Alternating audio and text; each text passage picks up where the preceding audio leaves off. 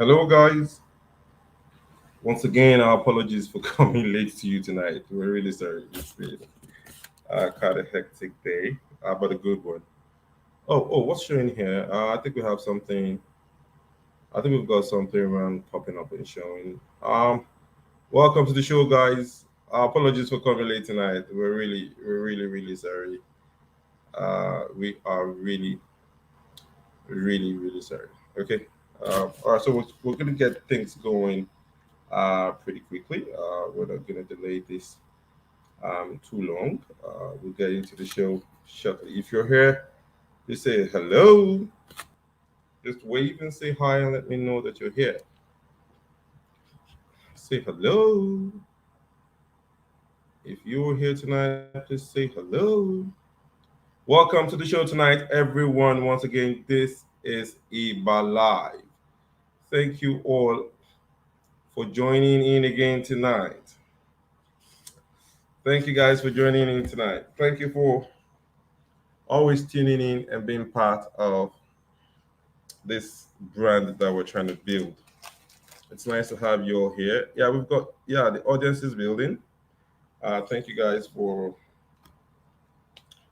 your patience. We lost 12 minutes already, so I'm just gonna get into. Apologies about the late. Apologies about the late appearance tonight. Sorry about that. Okay, if you can hear me, could you say hi? If you hear me, could you say hi? Could you say hello? If you hear me tonight, would you drop a comment and say hello? If I'm loud, if I'm clear, would you say hello? Yeah. Anike. Nice to see you tonight. Thank you for being part of the show as well. Thank you for tuning in. Okay, so today has been quite eventful. Yeah. We all know that right now the video is on the way to hitting around 150 million naira in one day. I mean, that's sheer display of star power there. And at the back of that, I thought, within myself to, on the basis of that event, share some personal experiences with those of you who will be tuning in and being part of the show tonight. I have new viewers tonight. Eyitemi. I don't know if it's Eyitemi or Eyitemi. Welcome to the show tonight. Rosemary, welcome to the show. Babadi and Booker T, thank you guys for keeping this real. Anike and the other guys watching, thank you for joining tonight. So I'm not going to waste too much time. I've got some 10 experiences that I want to share with us all tonight about experiences that I think are worth sharing. And, the essence of this engagement this evening is not to deride anyone or to make a case for some of the things you will hear because we all have to live our lives individually.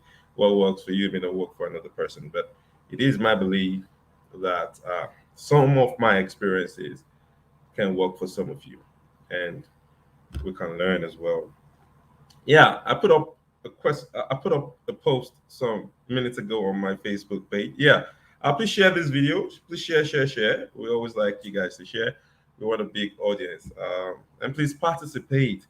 It's always interesting when the producers and I do a review of these shows, and we're seeing 90 people, 115 people, 135 people watching, and then you only got just a few people saying hello or interacting. So please, let's just do this together. Let's just learn with each other. And if you want to be part of the show from the second half of the show, we can bring you up. You can be part of the show tonight as well.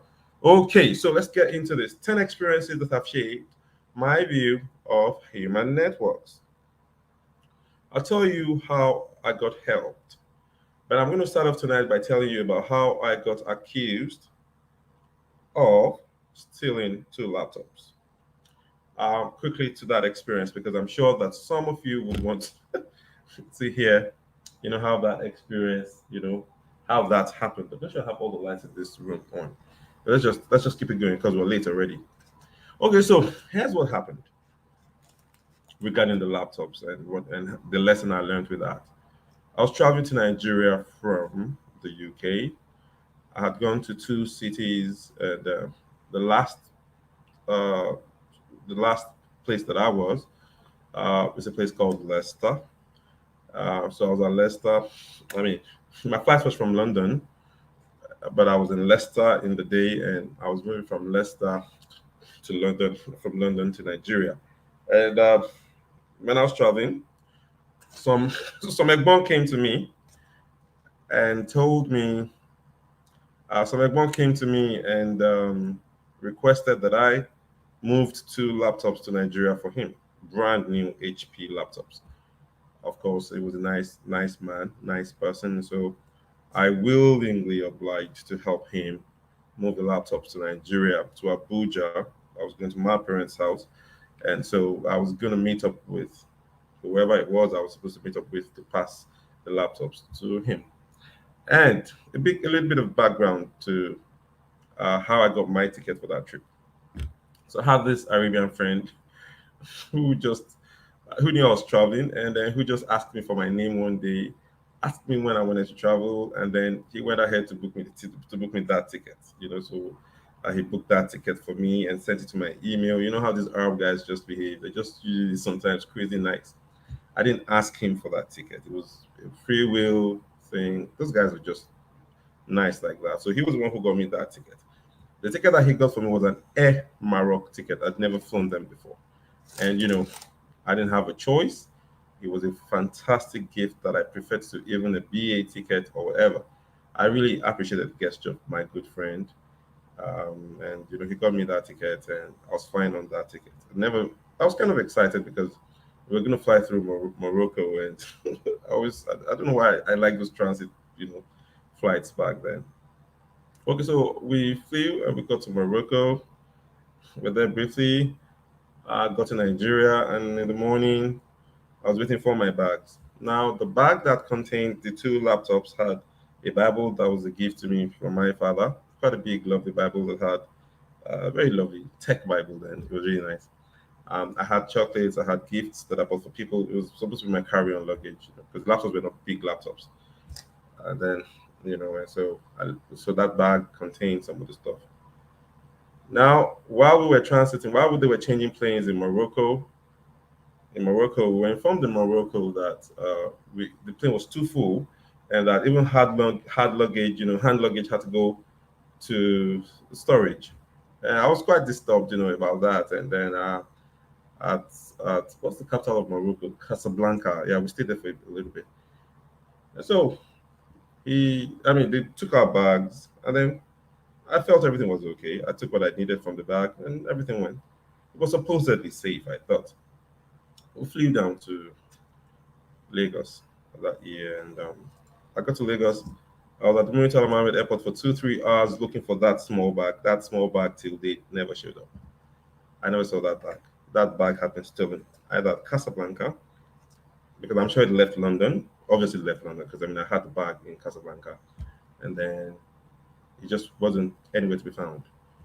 I was quite disturbed because the laptops were there, and I had the Bible that my father gave me, was also, there. And then I lost all those things. A whole day went, 2 days, 3 days, 4 days, and there was no explanation from the airline with regards to where that luggage was.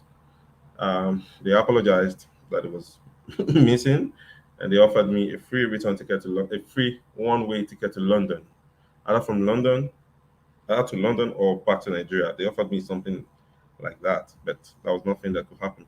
One of my lawyer, well, so I got a lawyer. His name is Tale Alabi. He's my Facebook friend today, and he was gracious enough at that point.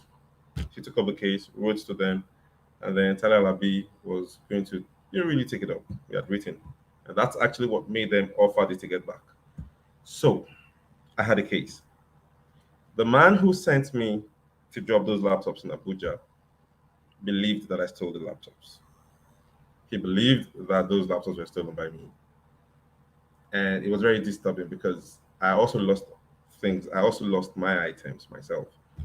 And I never thought that, that kind of consideration would go through his mind until I heard of all the luggage that I returned to Nigeria with. This was from him. why was it the bag that had his laptops that got missing? That was the question he asked. And I was really disturbed and worried at that someone who was older than me and whom I thought knew me would suggest that I stole the laptops, and that's what he suggested. Uh, he kept asking me why would it be his laptops that would get missing?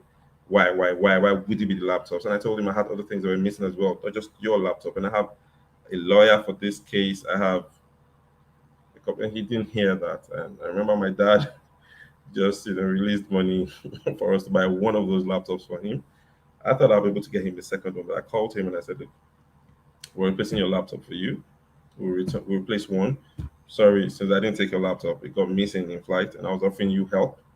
I'm sorry, that's the extent of liability that I could bear." So that's the story that a lot of you wanted to hear about how I got accused, of stealing those two laptops. I have not had a conversation with that guy till date. He doesn't impress me. He acted within his rights to be angry, and so I'm acting within my rights to also not have any engagements with him. If I go to heaven, if I die like this, I'll die a very happy man.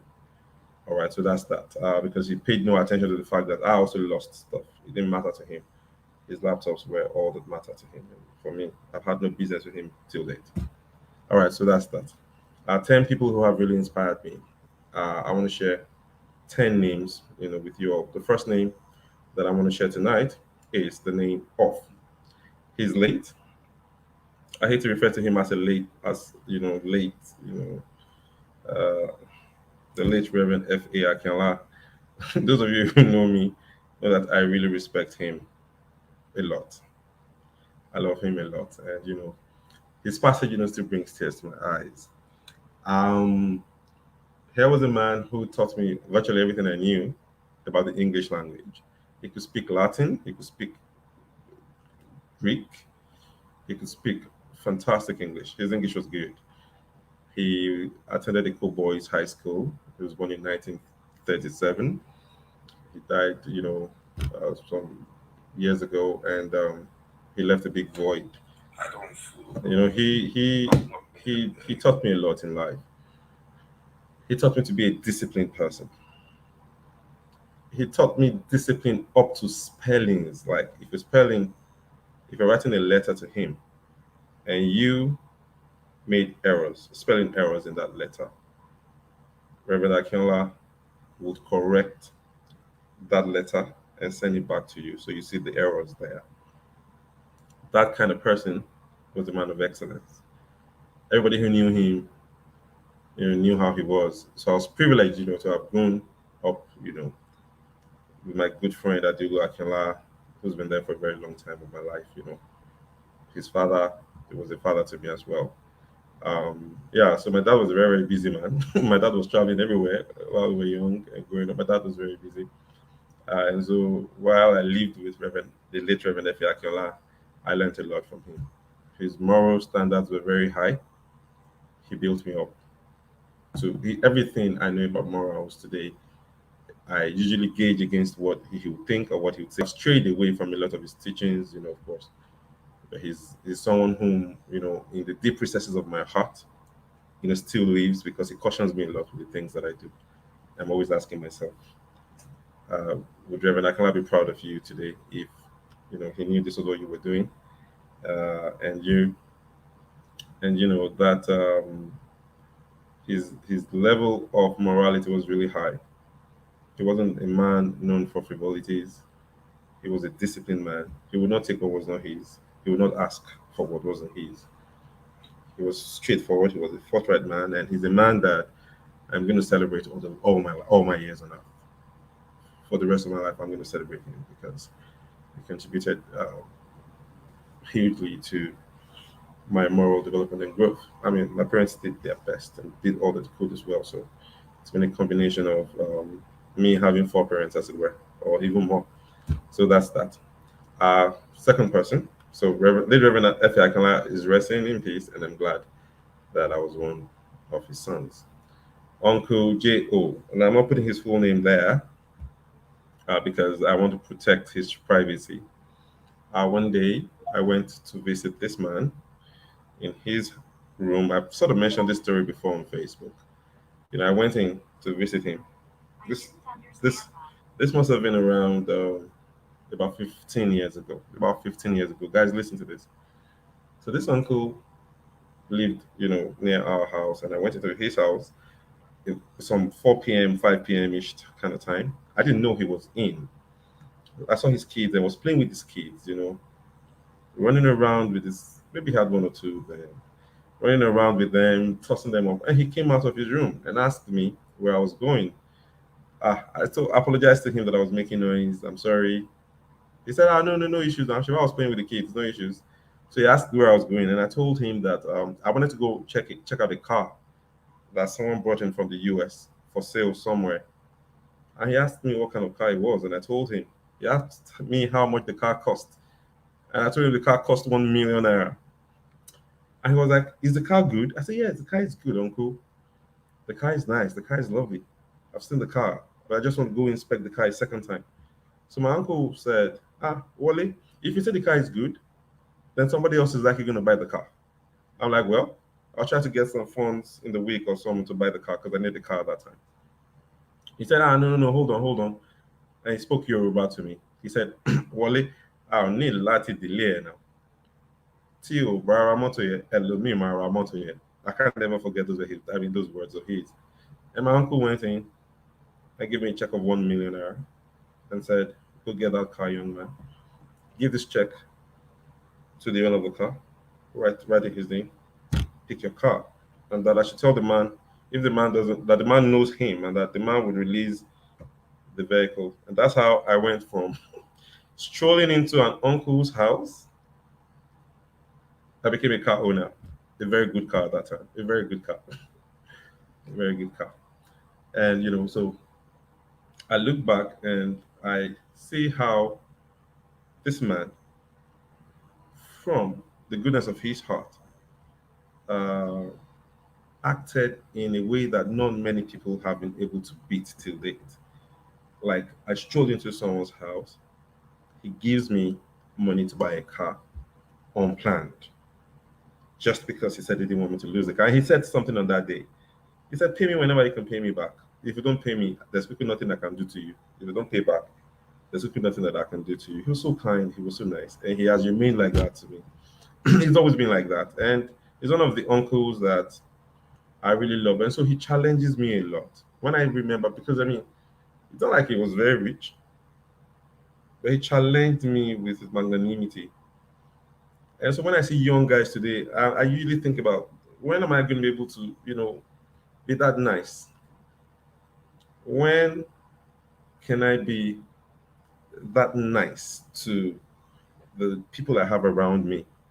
When can I call someone and say, look, guy, that's your car, that's your house, that's this? The man at an early age of my life impressed on me the capacity of humans to be generous, to be kind, to be nice. With nothing, I had nothing to offer the man. He had everything to offer me, and that's what he did. And daily, I keep encountering people who just, not for what they can get back from you, just want to help you. When you meet people like that, just hold them close, hold them tight. Keep, keep, keep it real with them. There are not so many. When people want to help you these days, it's because they know what they can get back from you. But that wasn't the case with Uncle J.O. Uncle J.O. was fantastic. He challenges me till date. So that is that. I want to talk about a man. The next, person that I'm talking about is called architect Andy Ejueyiche. And this man is sort of related. Well, his story is sort of connected to, he's from Delta. His story is sort of connected to the previous story I just told you about. So I was, again, a young guy, and, I needed to travel. And at that time, the embassies were very particular about statements. You needed to have money in your statement because I didn't have so much money. So I told another uncle, and this uncle said, hold on, let's go to Andy, my friend. And I didn't know who he was talking about. So he took me to this friend of his.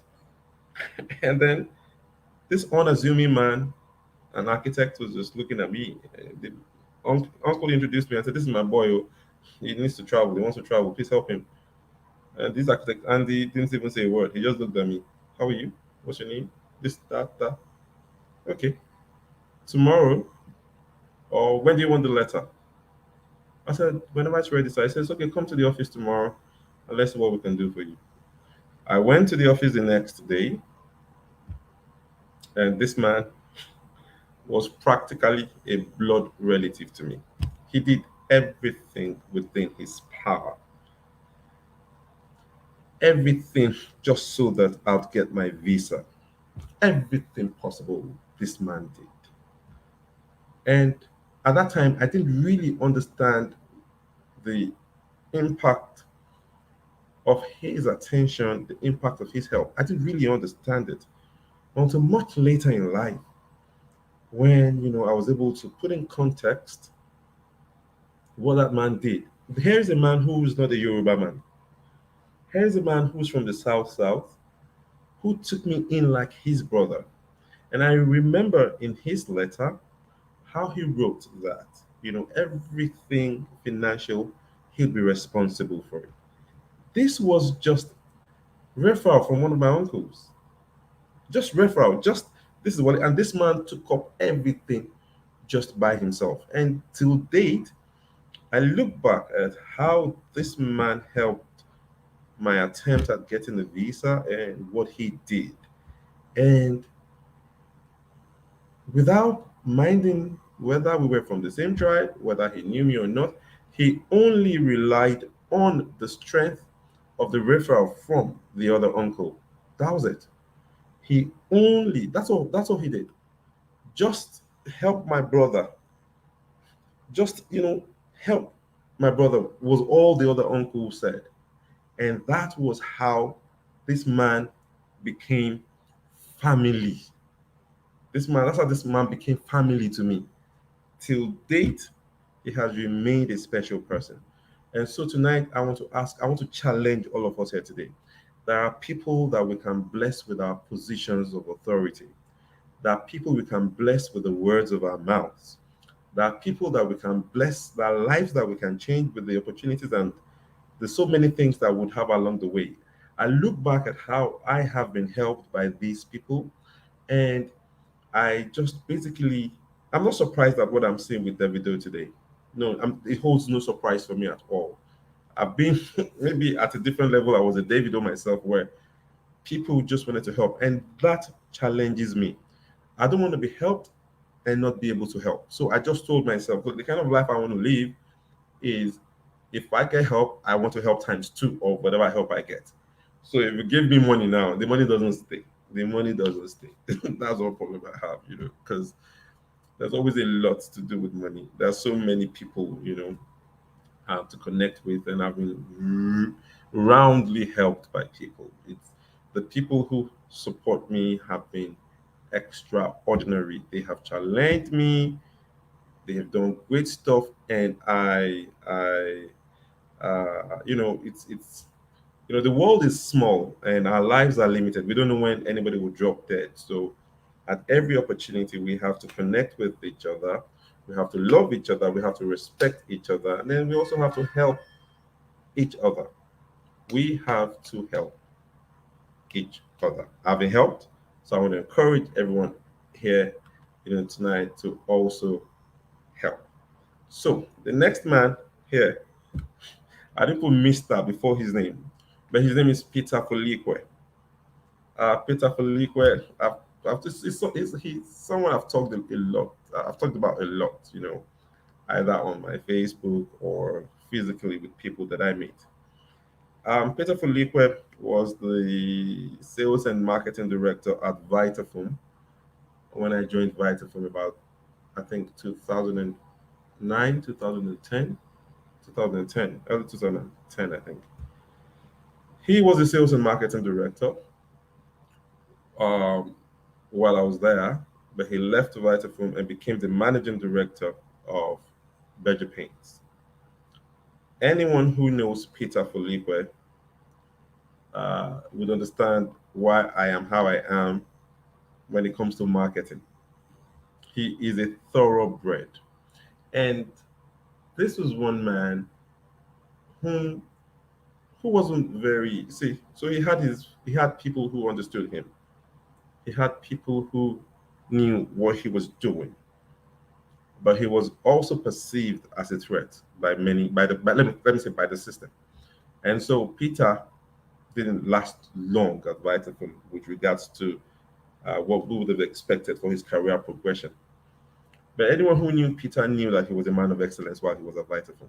It was when you met with Peter that you would find modernity, contemporary thinking, clear cut understanding of human relations. Peter could relate with anybody.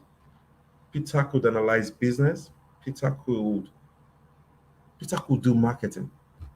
Peter Felipe was a boss that was just a special breed of boss. He wasn't the kind of person to he just had this thing about him, and he taught me a lot about marketing. A lot of pressure he put on us at that time, was basically to help us grow. And till date, the man who has influenced me the most with regards to my uh, profession as a marketer, because I've applied that to almost everything that I've done, is Peter Felipe. He's had a great influence. And I want to encourage people who work in organizations here tonight. That boss that you think is tough, that leader that you think doesn't like you, really has nothing to gain if he doesn't like you. A lot of times, bosses come across as bad, as terrible, as what have you, but a lot of times their intentions are good because they've gone ahead, because they've seen the future. Because I'm sorry, not like they've seen the future, because they've been in that future that we aspire to. They're able to guide, but when they guide, we oftentimes resist that. And so Peter was resisted a lot of times. But later I realized, before I left Vitaphone, I realized that this man was just sent there to change our thinking. And one of the key things he taught us then was that when you're asked what you do, you have to be proud of it. You're a mattress seller, Wale. You sell mattresses, and from that day, those of you who were my friends on Facebook back then knew how I used to describe myself. I used to describe myself as a mattress seller. Peter told us then that we had to be proud of whatever it was that we did. That a job that you're not proud of is not one you're going to blow from. He always told us that. He said, whatever your job is, be willing to tell people what it is.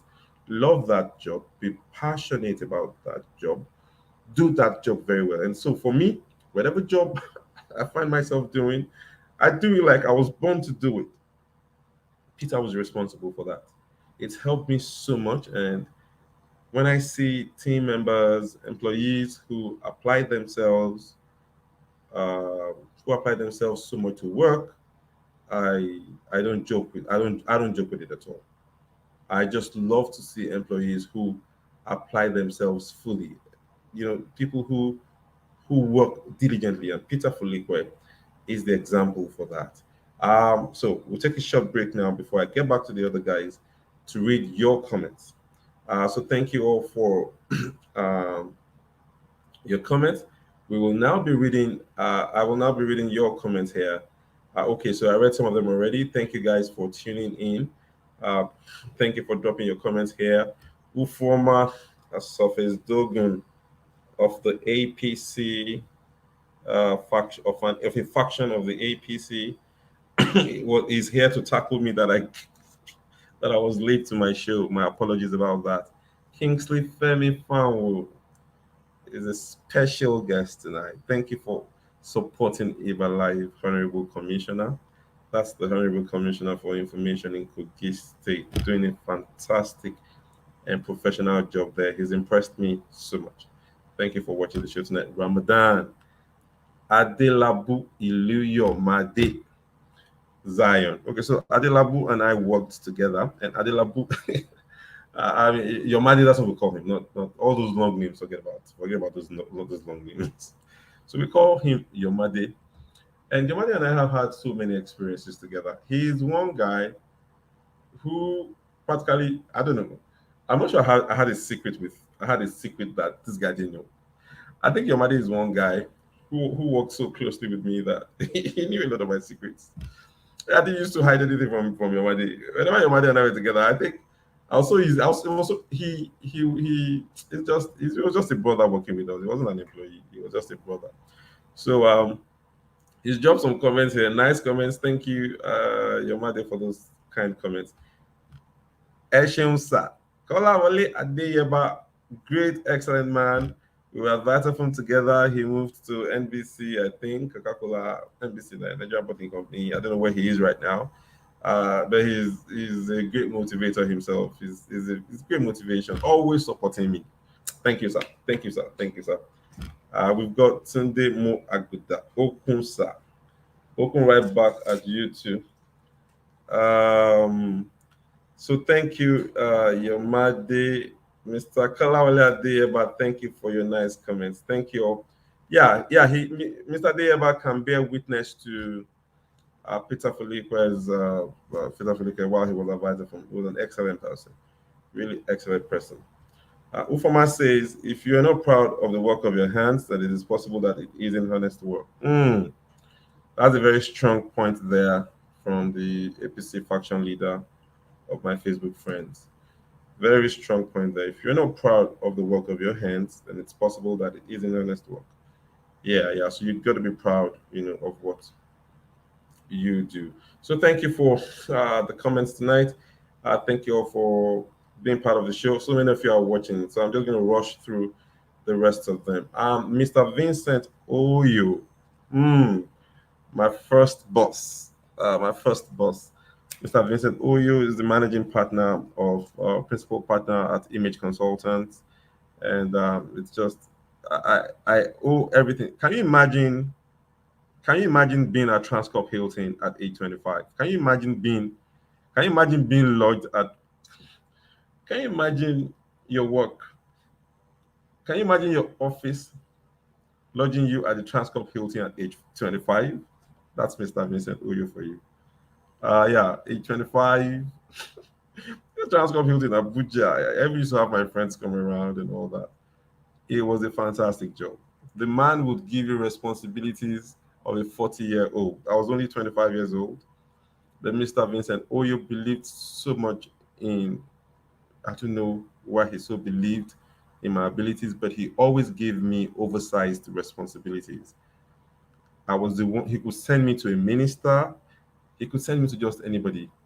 His late wife, the late Mrs. Remy Oyo, may her blessed soul, rest in peace, is someone that was dear to me as well. The family really loved me and they were in power. They were the ones who really took me into Aso Villa. And I got this job because I did a boy walk. What do you want to call a boy walk? I've told that story before on Facebook, how I was made to stand under the sun, how I had to stand under the sun. I wasn't made to stand under the sun. How I stood under the sun. Yeah, how I stood under the sun for hours working at the Abuja airport. And that's what landed me a job with Mr. Vincent Oyo, who always rewards labor, who always rewards hard work. So you have some bosses who will task and tax you. They will tax your brain. Mr. Oyo would give me. I appeared on NTA morning ride or morning show. That was an NTA morning show that was very popular that had a lady called Anna Zodo, maybe AM Express or something. I was on that show in my early 20s to represent a big event. And he was a boss who challenged me to the extremes. He was always there. So again, this man opened the doors for me. I met a lot of people. I worked with him before I moved to banking, before I joined First Bank and later on moved to Oceanic Bank. Mr. Vincent Oyo, yeah, he lost his wife some years ago, but he has remained a very strong source of support and influence for me. Great, wonderful man. Pastor Isaac Election Lawyer was my pastor at Grafton Street in Hull. I was at the UK. And he is a very special pastor. Why? This pastor does not ask you for money. You know what this pastor does? this pastor gives you money. This is the pastor who would pay you a visit and slide a note under something, drop something. This was a pastor who always wanted to help. And never, it's not so many times you see people who are so devoted to giving, and I mean in this pastorhood thing, because there's a lot of pressure on them. A lot of people just want to get from them, and so they're under intense pressure. People always want to go to pastors with their problems. People don't want to think about whether the pastors themselves have problems that they're solving. People sometimes don't care about the fact that pastors themselves are humans. They're dealing with issues of the flesh as well. And so, can the producer come upstairs, please? And pastors themselves go through a lot. They come through very difficult, very difficult. They come through very difficult circumstances, and that this man would go against all of that to provide support to all of us who were there, at that time. So Pastor Isaac Aleshin is a big encouragement to me. He teaches a lot about selflessness, and of course, he's a very serious.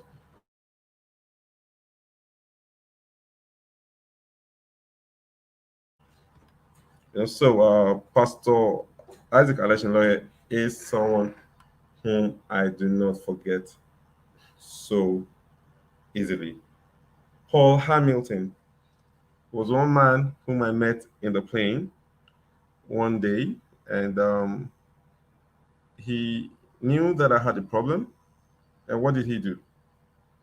He went to the Sun newspaper. Okay, I think he used to write an article at the Sun newspaper or something.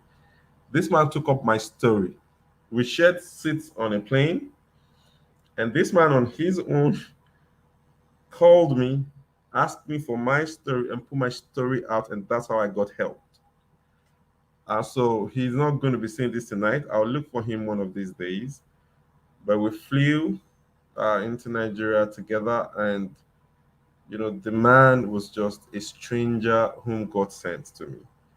I haven't met him since that day, but this was a man who put out it. Can you imagine reading? Can you imagine someone putting out something for you in a newspaper and trying to help you solve problems, trying to help your friends, trying to do things? Someone I just met. And so I want to encourage us that we have to be very careful with strangers. You meet some people and then you don't know who they are. You don't know who they know. You don't know what they can do for you. You don't have an idea how how connected or not they are. It could just be a word. It could just be an encouragement. And then we go out sometimes and we're rude to strangers that we don't know. I am guilty of that a lot. Yeah, because I have this crazy thing about me. If you're not doing something right, I'm always, impatient. I'm always restless. I'm always, get it right. You're not doing it right. No, no, no, stop that. Stop it. I'm that kind of person. And so if you meet strangers, there was a day I met a friend of mine in Marina. He wore glasses and he was saying hello to me. But because I was waiting for someone who was delaying me, I didn't even attend to him properly. He was saying hello, Wale.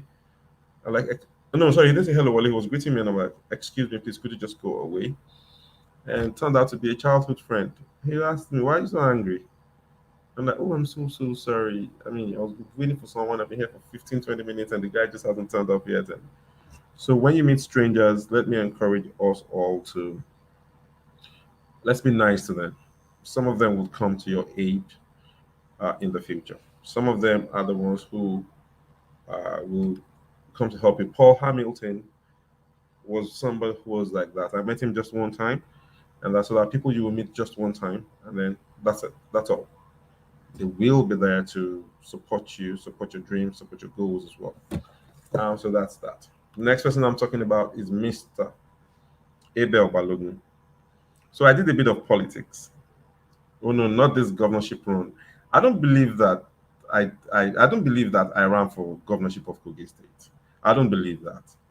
I made an effort. I made an attempt. So let me correct people and friends now who tend to say that, well, you ran for governor. No, I did not run for governor. I made an attempt at running for governor. For you to run for governor, You had to win. You have to win, or you had to win the ticket of your party. Now we were going for the primaries. Who knows? I might have won the ticket of the primaries because we were very well prepared. We had teams. We did a lot of work within the AAC at that time. When I was a member of the party, I'm no longer a member of that party, but it's a party that I really respect. And while I was there, I didn't run for governor because I couldn't even contest. I mean, I didn't even contest for the party ticket because I had to leave the party. It was factionalized. It was split into two camps, and it was just going to be a waste of time, a waste of resources, and a waste of my friends' time. So please, I'm not a politician. Having said that, I have done politics before at the University of Jos in between in 2000, 2000, 1999, 2000, 2001. I was vice president of the Students' Union government there, and this man here, this name here, hmm? This name here was instrumental to that. Of course, I'm not talking about the real caucus, the guys who did the job, the likes of the Batayas and all of us, all my friends, Bosun, everybody who worked hard at that time. I'm talking about Abel Baluk because he was extraordinary with regards to some of the things that he did. This was a man who left his school. He was at Port Harcourt and he moved over to the University of Jos, where I was at that time. And then he stayed there for almost an entire semester just because of me. He was talking to the likes of, Apala, Audu, Apala, Okechala, Moses Okote, Agada Vincent, Agada. And, he just did the work. He did the work for me. He was so passionate about me winning that election, just like my friends were, the ladies, Judith, Henrietta, all the wonderful ladies who participated in the campaign, Vivian Abalaka then Babadi. Eba Balogun was like the man who was, controlling everything and ensuring that everything was working well and that everything was working fine. So there are some people who go to any length for you. When you have them, please keep them close to yourselves. I was helped by Mr. Abel Balogun. I can never forget Abel Balogun. Abel Balogun would go into girls' hostels, into girls' bathrooms because he needed to paste my posters. This was an Egbon who did virtually everything for me. So don't I can't forget someone like that. I met him on the road one day in Lagos, and I was almost going to run crazy. He's not someone you find around too many times. I hope that whenever anyone can see Abel, please let him know that I really appreciate him for what he did uh, back then. How he really supported the dream and the vision to participate in politics at that time. Uh, the next person I'll be talking about is Mr. Clement Chukwuka. Clement Chukwuka is a wonderful man who is a spiritual leader. He holds my egba. You always have these people who, no matter what, you're an aburo to them. No matter what, Wale never grows up to Clement Chukwuka. I'm always a small boy to him. So you need to have people whom you account to, people whom you are accountable to, people who can always say, go this way or go that way. Yeah, he's one of them. He goes the extra mile to help and support. Yeah, he's doing very well with his family. I'm not sure he watches it alive, but you have people who, at time, checking on you, who just want to know, do you have a girlfriend? Of course, I'm not telling the truth.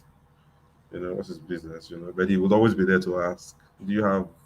Are you? I mean, he won't ask those kinds of questions, but he would ask questions around, just to be certain that you're doing things right, you're doing things properly, and in line with the expectations that they have. Someone like me. Um, with with people like, well, we tend to, sometimes we get excited, sometimes we miss the mark, we lose the focus. We always have need for someone who or a group of persons who will be there to check our excesses and to check us also. Mr. Clement Chikuka is on Facebook. He's one of those people, and I appreciate him a lot for that. The last person tonight, this might be the 11th person, I think, is a late Benga Fiki. Is a cousin, much older, and he was saving me from cult gangs, from cult groups. I had many friends who were in cults. Many of them were in cults. Yeah, uh, I wasn't in any of them, but I knew that a lot of them were in those cults, those secret societies, at that time. And there's this tendency that they had at that time. If they wanted you to be part of them and you didn't join, they always had a problem with it. And I didn't understand why. Somebody doesn't want something, he just doesn't want it. And you had to take someone like Benga Fiki. You know, Benga Fiki was someone who was like a defender. He was like my Voltron. I was with my good friends one night and a bike just came and whisked me away. And I'm wondering what's going on. And I didn't know where we were going. And my friends had to just mount another bike, go after those guys, go after those guys. They were all going. And we realized that it was Mr. Benga who had the late Benga Fiki who had made that arrangement just so that I'll be safe. There are people in your lives who will do anything for you. Don't joke with them. Some people will be there to defend you. Don't joke with them. Don't point your left fingers at them. Some people are there to just ensure that you're well. That's all they are living for. So when we have those kinds of opportunities and those chances, don't joke with it. Don't joke with it at all. Uh, this list is inexhaustive. It's not one that can finish, but I mean, we have a time limit. We have just 2 minutes at the end of the show tonight, and so I want to say a big thank you to every one of you. I felt I should take the chance of, this is Davido thing. He's making money at his own end. In my own case, may not be money, but you have people who will give you protection, people who will give you love, people who will give you provision, people who will give you guidance, people who will give you motivation. You have people who would just be all out for you. You have people who will sacrifice for you. You have people who will do things for you. So if people have done this for me, I always challenge myself to do the same for others. So the guys around me, I always try as much as possible to also see how we can pick from these values that we've enjoyed along the way. I've enjoyed a very good life. I don't know. Just 2 weeks ago, one of my friends paid millions just so that we wouldn't get disgraced somewhere. One of my friends just paid millions. And then there's just crazy stuff all around. And then you always will need people who will be there for you. Attitudes matter a lot. I'm a very imperfect man, very imperfect, very crazy. Very crazy. But I've learned from these men. I thank all of them. I thank you all for watching tonight. Let's all be good. Let's all be great. Um, Next week, Wednesday at 8 p.m. will be another shot at Iba Live. Please be there. Thank you all for watching. Thank you all for your comments as well. Okay, so thank you all for being part of the show tonight. A big thank you to my good friends who made this possible, Mr. Booker T and Mr. Babadi, and to everyone else watching the show tonight. Thank you all so much. Have a very beautiful night. Love to your families. Let's do this together again next Wednesday. To everyone watching, thank you all. Everyone that shared, thank you to the YouTube guys. Thank you all so much. Beautiful night, everybody. Thank you.